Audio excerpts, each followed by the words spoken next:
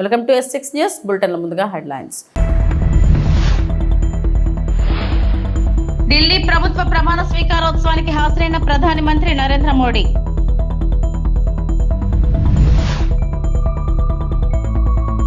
Electronic personal license ను ప్రారంభించిన పౌర విమానయాన శాఖ మంత్రి రామ్మోహన్ నాయుడు.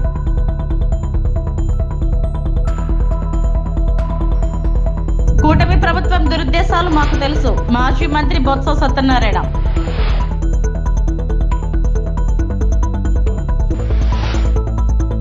ఢిల్లీ దేశ రాజధాని ఢిల్లీలో కొత్త ప్రభుత్వం కొలువుదీరింది. గురువారం మధ్యాహ్నం రామ్లీలా మైదానంలో జరిగిన కార్యక్రమంలో ముఖ్యమంత్రిగా రేఖా గుప్తా ప్రమాణ స్వీకారం చేశారు.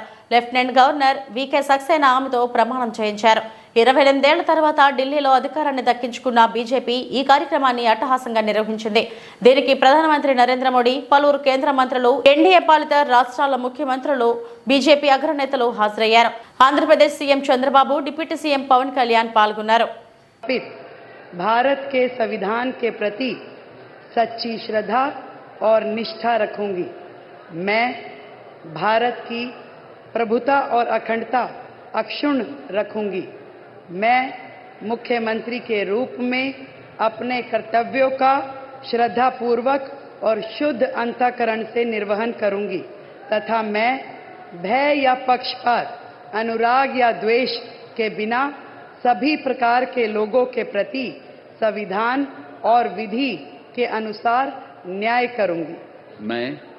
मैं रेखा गुप्ता ईश्वर की शपथ लेती हूं कि जो विषय मुख्यमंत्री के रूप में मेरे विचार के लिए लाया जाएगा अथवा मुझे ज्ञात होगा, उसे किसी व्यक्ति या व्यक्तियों को तब के सिवाय जबकि ऐसे मुख्यमंत्री के रूप में अपने कर्तव्यों के सम्यक निर्वहन के लिए ऐसा करना अपेक्षित हो, मैं प्रत्यक्ष या अप्रत्यक्ष रूप से संसूचित या प्रकट नहीं करूंगी.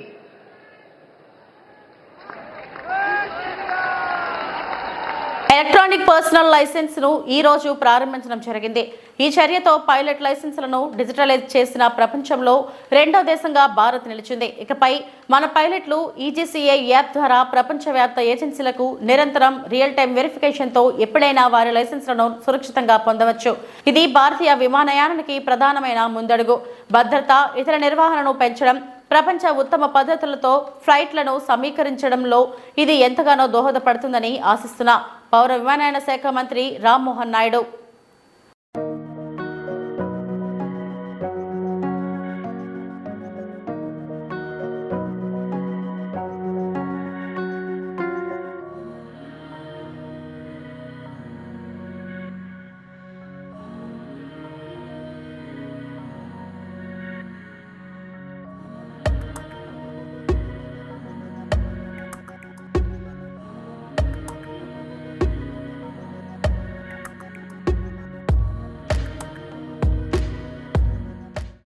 మాజీ ముఖ్యమంత్రి వైఎస్ జగన్మోహన్ రెడ్డి భద్రత విషయంలో కూటమి ప్రభుత్వం నిర్లక్ష్యపూరితంగా వ్యవహరిస్తోంది.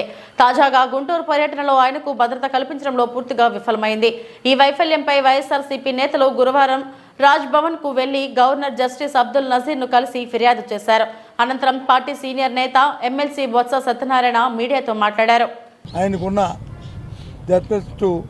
ఏదైతే భద్రత ఉందో దాన్ని పూర్తిగా తొలగించి నేను రోజున పూర్తిగా సెక్యూరిటీ ల్యాబ్సెస్ 100% ఒక్క యూనిఫామ్ ఉన్న కానిస్టేబుల్ ఒక్కరు కూడా ఆ చుట్టుపక్కల లేకుండా ఏదైనా అవాంఛనీయ సంఘటనలు జరిగేటట్టుగా వారు ప్రేరేపించేటట్టుగా వాళ్ళు నేను జరిగిన ప్రయత్నం చూస్తుంటే చాలా అనిపించింది. అందుకని గవర్నర్ గారికి మేము అందరం వచ్చి ఆయన తాలూకా భద్రత మీద ఆందోళన వ్యక్తం చేస్తూ ఇలాంటి సెక్యూరిటీ ల్యాబ్సెస్ ఉన్నాయి, ప్రభుత్వం వాంటెడ్లీ చేయాలని, ఆయన్ని ఇబ్బంది పెట్టాలని ఆయనకి ఉన్న సందర్భంలో ఆయన రక్షణ కల్పించి ఇలాంటివి మళ్ళీ పునరావృతం కాకుండా చట్టాన్ని చేతిలో తీసుకోకుండా చట్టం దాని పని చేసుకునేటట్లు ఎవరికి ఇవ్వాల్సిన భద్రతను వాళ్ళకి ఇస్తూ కార్యక్రమం చేయాలని గవర్నర్ గారిని మేము ఇప్పుడు మీ అందరం కూడా డెలిగేషన్కి వెళ్ళి ఆయన రిక్వెస్ట్ చేయడం జరిగింది.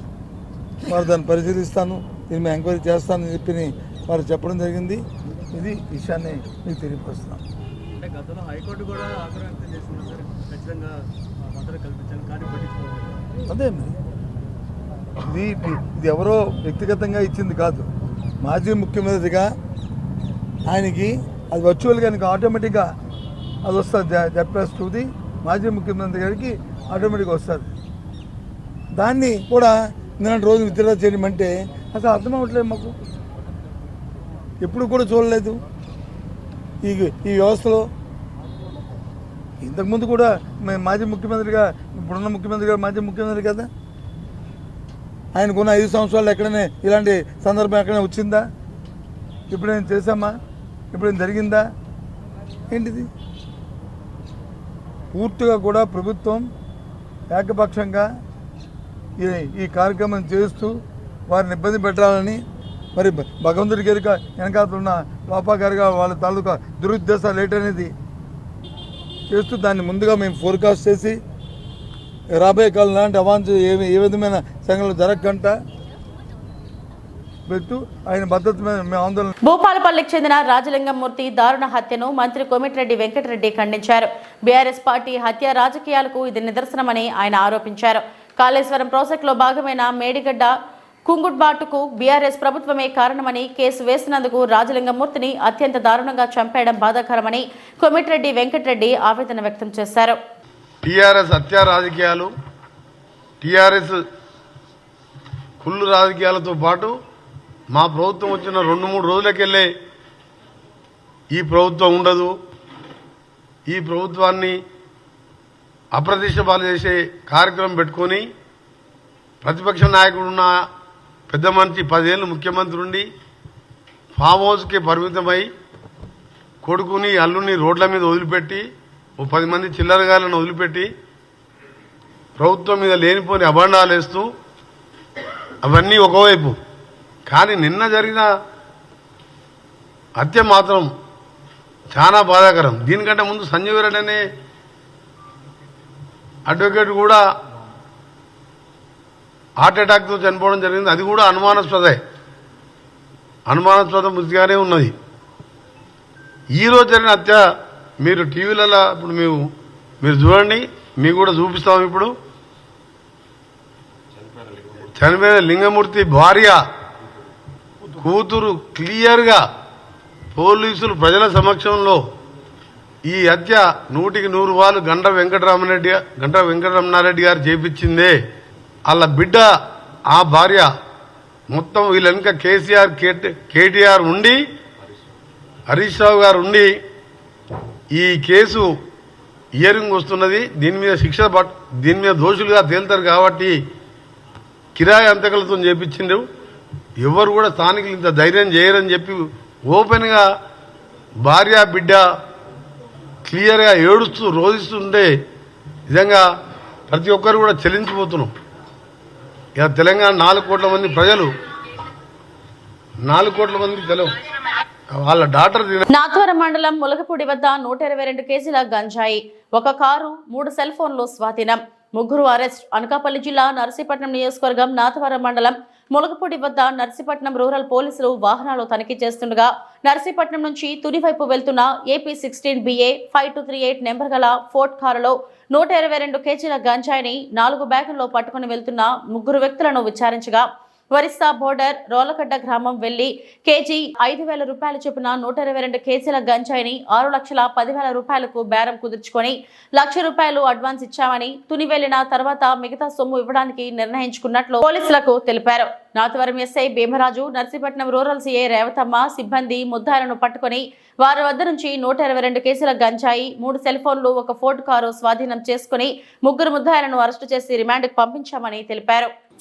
ఈ రోజున నాథవరం పోలీస్ స్టేషన్ పరిధిలో నర్సీపట్నం సబ్ డివిజన్లోని ములగపూడి జంక్షన్ దగ్గర ముందుగా రాబడిన సమాచారం మేరకు Narsipatnam circle inspector rural CI గారు రేవతమ్మ గారు మరియు నాథవరం ఎస్ఐ భీమరాజు గారు మరియు సిబ్బంది అంతా కలిసి ములగపూడి జంక్షన్ దగ్గర వెహికల్ చెకింగ్ నిర్వహిస్తుండగా ఒక కారు AP16BA 5238 అనే కారు, ఫోర్డ్ కారు, ఇది వస్తుండగా మన వాళ్ళు ఇంటర్సెప్ట్ చేశారు. ఇంటర్సెప్ట్ చేసేసరికి వాళ్ళు కారును ఆఫ్ చేసి పారిపోవడానికి ప్రయత్నిస్తుండగా మా సిబ్బంది వాళ్ళని చుట్టుముట్టి వాళ్ళందరినీ కూడా ఎందుకు పారిపోవడానికి కారణం ఏంటి, ఏముంది గాంజాలో క్వశ్చన్ చేస్తే వాళ్ళంతా కూడా కన్ఫెస్ చేయడం జరిగింది. ఆ కారులో సుమారుగా 122 కేజీల గంజాయిని వాళ్ళు తరలిస్తున్నారు.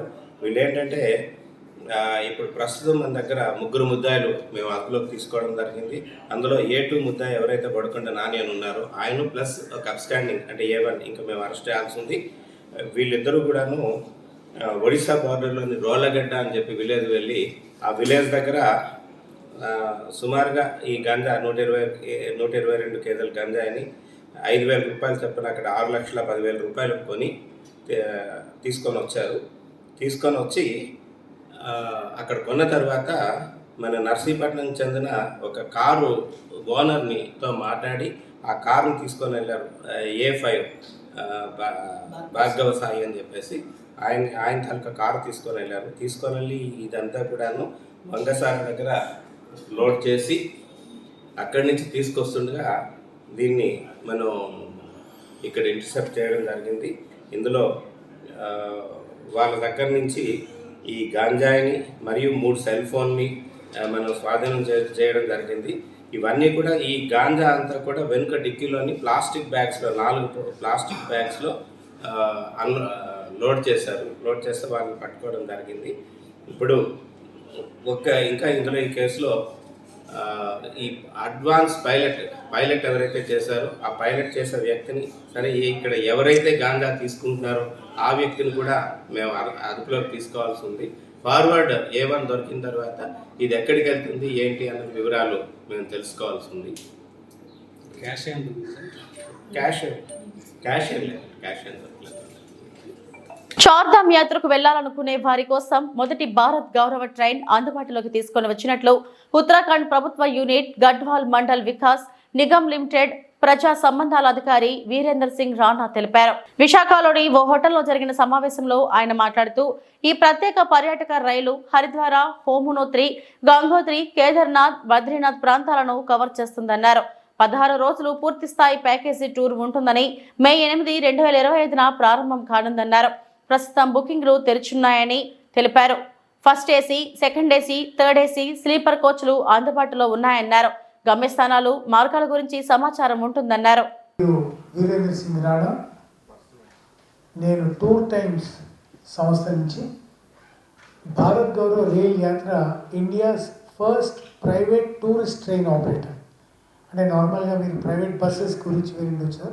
ప్రైవేట్ టూరిస్ట్ ట్రైన్ అనేది CSR ఫండింగ్ కింద భారత్ గౌరవ్ రైల్ యాత్ర అనేది స్టార్ట్ చేయడం జరిగింది. కోవిడ్ తర్వాత భారత్ గౌరవ్ రైల్ యాత్ర అనేది కేవలం స్పిరిచువల్ అలాగే సీనియర్ సిటిజన్స్తో కూడిన యాత్ర అన్ని క్షేత్రాలకు తీసుకెళ్తామండి.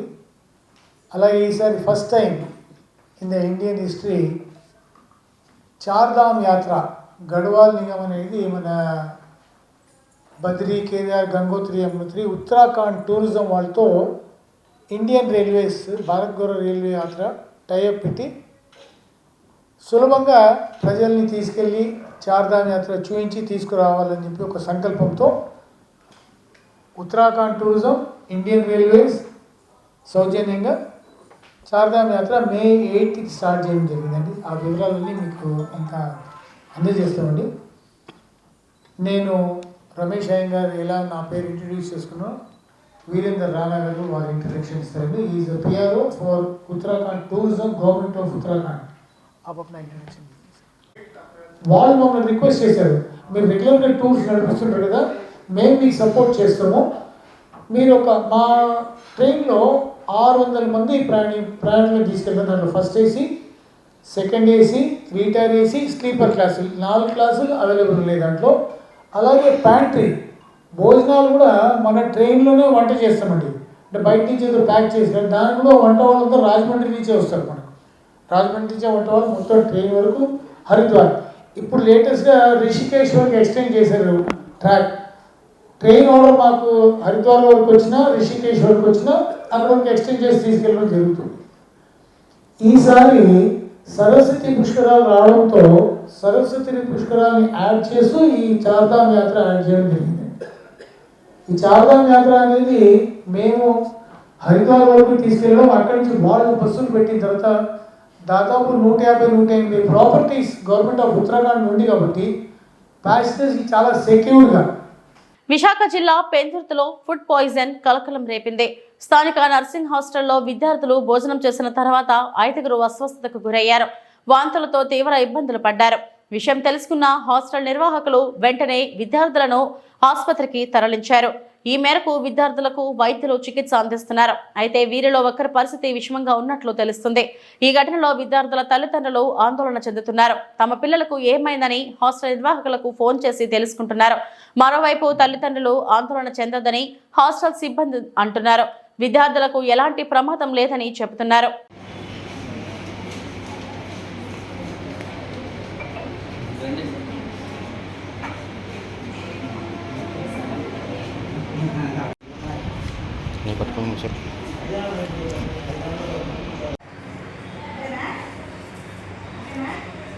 నువ్వు అమ్మాయి పడిపోయాయి, అది కింద షిఫ్ట్ చేస్తాను. ఎలా ఉందో చెప్పండి, ఓకేనా? నువ్వు చెప్పే దాన్ని బట్టి కింద షిఫ్ట్ చేస్తాను, ఓకేనా? మళ్ళీ మోషన్ ఏమైనా ఏదైనా చెప్పు, మళ్ళీ ఇంజెక్షన్స్ ఇస్తాను, ఓకేనమ్మా? నెల్లూరు జిల్లా ప్రగతిశీల ప్రజాస్వామ్య విద్యార్థి సంఘం ఆధ్వర్యంలో నెల్లూరులో పెండింగ్ లో ఉన్న స్కాలర్షిప్ ఫీజు రియంబర్మెంట్స్ లను ప్రభుత్వం వెంటనే విద్యార్థులకు అందించాలని, అలాగే సంక్షేమ హాస్టల్లో వసతులు మెస్ బిల్లులు వెంటనే విడుదల చేయాలని, జీవో నెంబర్ 77ను రద్దు చేసి పీజీ విద్యార్థులకు న్యాయం చేయాలని, ఎస్సీ ఎస్టీ బీసీ గురుకులలో సమస్యలను పరిష్కరించాలని, విద్యా జీవన వసతి దీవెన అమ్మఒడిలను విడుదల చేయాలని విద్యార్థి సంఘం కోరారు. నెల్లూరు నగరంలో ఉన్న విఎస్సి సెంటర్లో ధర్నాకు దిగిన విద్యార్థులు రాష్ట్ర వ్యాప్తంగా విద్యార్థులు పడుతున్న బాధలు మీకు కనపడటం లేదా అని ప్రశ్నించారు.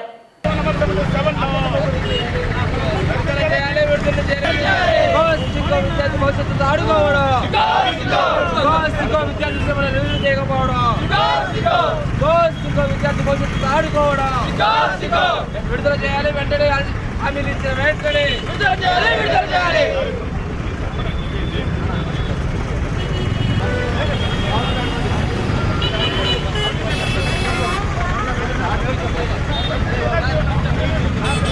బాబు రైట్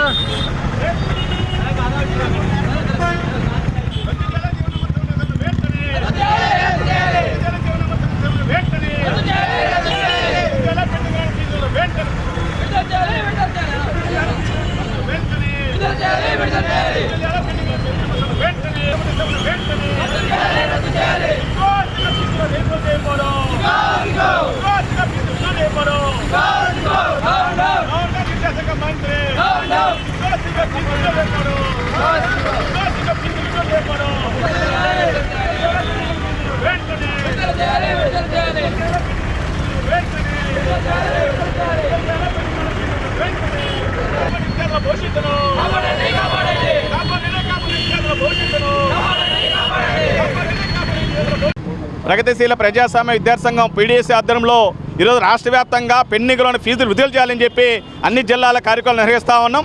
అందులో భాగంగా ఏంటంటే అధికారంలోకి వచ్చిన కూటమి ప్రభుత్వం నారా లోకేష్ గారు మేము అధికారంలోకి వస్తానే జీవన నెంబర్ 77 రద్దు చేస్తాం, విద్యార్థుల భవిష్యత్తు కాపాడుతాం, నిరుద్యోగ సమస్య ఎదురుతామని చెప్పి ఈరోజు హామీలు ఇచ్చి ప్రభుత్వం వచ్చి ఎన్ని రోజులు అవుతున్నా ఈరోజు ఫీజు బకాయిలు పెండింగ్లో ఉన్నాయి. విద్యార్థులంతా కూడా కాలేజీలలో చదువులకు దూరం అవ్వాల్సిన పరిస్థితి ఉంది. అందువల్ల మేము ఒకటే చెప్తున్నాం, ఎప్పటికైనా సరే పెండింగ్లో ఉన్న ఫీజు బకాయిలను విడుదల చేయాలని చెప్పి, లేకపోతే వెంటనే విద్యాశాఖ మంత్రి నారా లోకేష్ రాజీనామా చేయాలని చెప్పి డిమాండ్ చేస్తూ ఉన్నాం. ఈరోజు ఇంజనీరింగ్, ఇంటర్మీడియట్, డిగ్రీ ఎగ్జామ్స్ దగ్గరకు వస్తూ ఉన్నా కూడా తల్లికి వందన పేరుతో మాయమైంది, విద్యా దీవెన మాయమైంది, వసతి దీవెన మాయమైంది. సంక్షేమ హాస్టల్లో 7 నెలల నుంచి బిల్లులు లేక విద్యార్థులు అర్ధాకలతో ఉన్నారు. ఈ సమస్యలన్నీ పట్టించుకోకుండా ఈరోజు రాష్ట్ర ప్రభుత్వం అనేక రకాల పేరుతో ఖజానా అని చెప్పి చెప్తా ఉంది. అయ్యా 40 సంవత్సరాల హిస్టరీ చంద్రబాబు నాయుడు, మీకు ఖజానా ఖాళీ ఎట్లా ఉందని చెప్పి మేము ప్రశ్నిస్తున్నాం.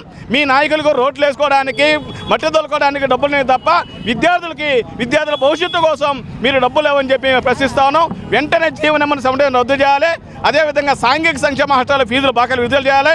విద్యార్థులకు రావాల్సినటువంటి విద్యా దీవెన, వసతి దీవెన, తల్లికి వందనం వెంటనే అమలు చేయకపోతే రాష్ట్ర వ్యాప్తంగా కూడా ఆందోళన చేస్తాం. అవసరమైతే మీ సత్యాలను కూడా ముట్టడించాలని చెప్పి హెచ్చరిస్తా ఉన్నాం. ఇవి ఇప్పటివరకు నా బులెటిన్ అప్డేట్స్. నమస్తే.